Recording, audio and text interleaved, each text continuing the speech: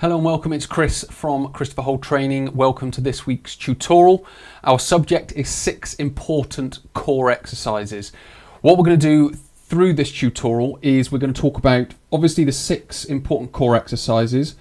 We're going to look at the 3 different categories that they are within. So 3 different categories of types of exercises, and then 6 important reasons why they're important. Because it's not just a case of doing these core exercises, it's understanding why we're doing them, because they don't always fall into the normal category of what people think are core exercises. So I'm going to explain to you why these exercises are important. Before we get to that, just quickly want to mention my social media channels. So if you're on Twitter, it's at Christopher Hole. If you want to go to Facebook, it's Christopher Hole Training. Instagram is Christopher Hole. And obviously, if you're on YouTube, which is Christopher Hole Training, you can please subscribe to the channel. Please do leave some comments below. It'd be great to hear your feedback. Anything that you've learnt or anything that you found useful is always great to hear, because then it helps me mould the future tutorials that I'll be doing on this subject. Alternatively, come to the website, which is christopherholetraining.com. On there I have 3 training programs. The one that will probably be most interesting to you if you're watching this video is the Core Strength and Stability 12-week program. So if you're looking to improve fitness, looking to overcome injury, then that is a great program to help build resilience, robustness, and sort of a spine protective layer around your core that will not only improve fitness but also reduce the risk of injury. So what we're going to do now is get straight and stuck into the 6 important core exercises. Here we have the 6 important core exercises. So we've got the plank, the side plank, you've got the Pallof press, P-A-L-O-V press. You can obviously do it on the knees, as you can see here. You can do it standing, or you can do it seated, or even on one knee. So there's lots of different variations. You've also got shoulder bridge. You've got around the world. Again, I'm doing this on my knees. You can do this standing up as well. And then you've got chops. So you've got a reverse chop here. You've also got normal wood chops, which would be from a high to low movement. So those are the 6 important core exercises. Now they fall into 3 categories. Category number 1 are holds. So they're just static holds where we are holding the neutral or natural position of the spine, and we're challenging the muscles of the abdominals here, of the obliques here. You've got abdominals and obliques in this exercise.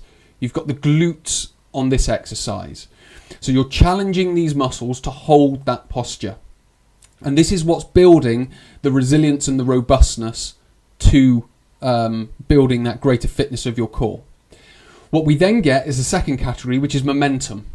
So we're using, you might not be able to see it here because it's black on black. You've got a kettlebell here that I'm holding on to. And what I'm doing is I'm spinning it around my body. So I'll go one way and then I'll go the other way.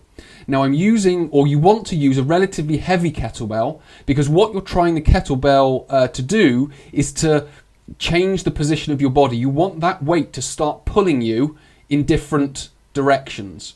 And then what your core is doing is resisting that change. So what you're trying to do is maintain posture through the spine, also through the hips as well, whilst this is being spun around your body. So you'd go in one direction, and then you would then go in the other direction as well. So you go in both directions, and the way your core is now working is to resist that movement. So the kettlebell's trying to move you, and you're trying to resist that movement. And then the final one is rotation. Now rotation exercises, these exercises are where we are standing. So you can obviously see feet down here. This front foot stays static, and then I rotate on my hip, and I go from this low position and take the band up into this high position. Now, why are these exercises important?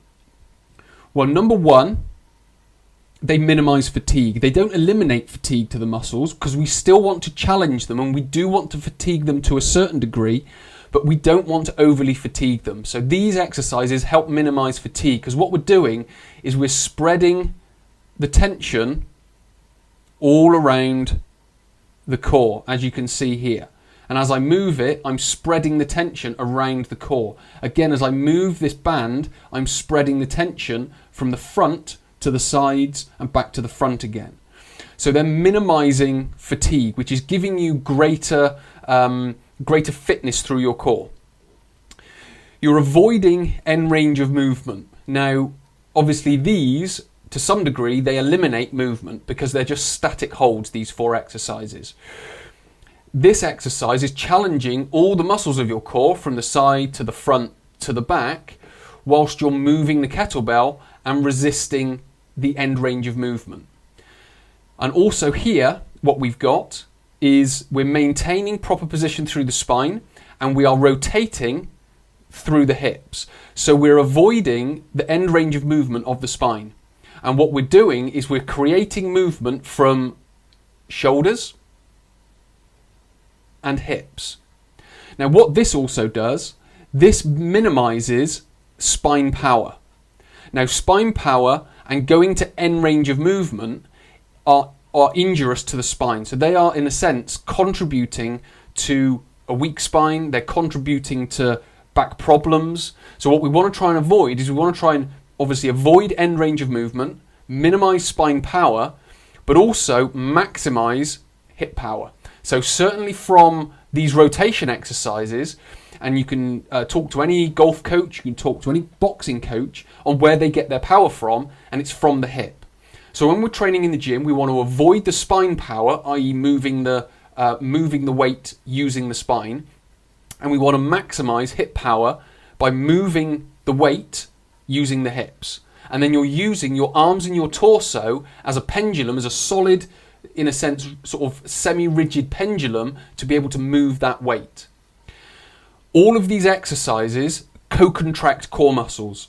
So we're not just contracting 1 or 2 exercises like sit-ups and crunches, but all the way around these exercises, we're co-contracting all the different muscles of the core, which is what we want to be trying to do. And what it also encourages is independent breathing. Now this mostly happens in these holds and momentum exercises. When we start to come onto rotation, then we start to go into more normal breathing. So we might hold our breath, and then at the end movement, so when I get to this position, I might then breathe out. As I go back and return to the start position, I'll breathe in and then I'll breathe out.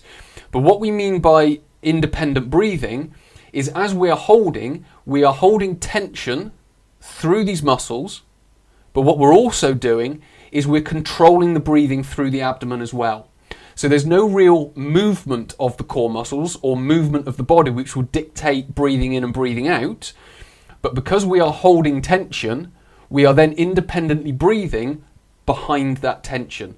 And that's another reason why these exercises are so important, because all of these six reasons are in place to increase your fitness, but also minimize any risk of injury. So those are the 2 fundamental things that these exercises are doing. When we're trying to build our core strength, it's not necessarily core strength that we're trying to build, but we are trying to build a robustness to the core, we're trying to build resilience to the core, and we're trying to build a protective layer to the core. So we're able to protect mainly the spine, but also internal organs, so on and so forth. So we're trying to, using these 6 exercises, we're able to get the most out of the core strength, or most out of our core, which is going to build the core strength, and also reduce risk of injury. As I always say to people, we're never going to eliminate injury, we're always going to be reducing our risk. And these exercises do that.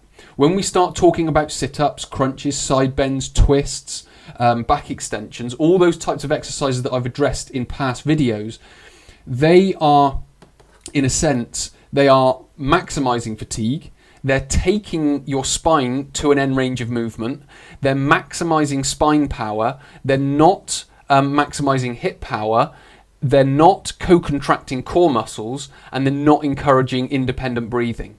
So what we're trying to do is, using these 6 points, we're trying to get the most out of these 6 exercises from the categories of hold, momentum, and rotation.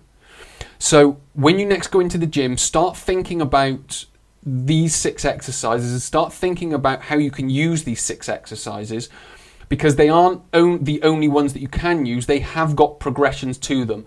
With a plank, you can lift an arm up. With a side plank, you can lift a leg up. With this one, you can increase weight. With this one, you can add weight. With here, you can increase weight. You can introduce a catch, and so on and so forth. So there's lots of ways you can take and progress these exercises, but these are the 6 most fundamental exercises to begin with. So as you start progressing, you've got the foundation. And we're also working on these 6 fundamental reasons as to why they're important as well. So hopefully this has been helpful. Hopefully it's given you a better idea of what are good core exercises and what are good core strengthening exercises. So when you go into the gym next, you can start using them and start building your core strength. So many thanks for watching. My name is Chris, and I'll speak to you in the next video.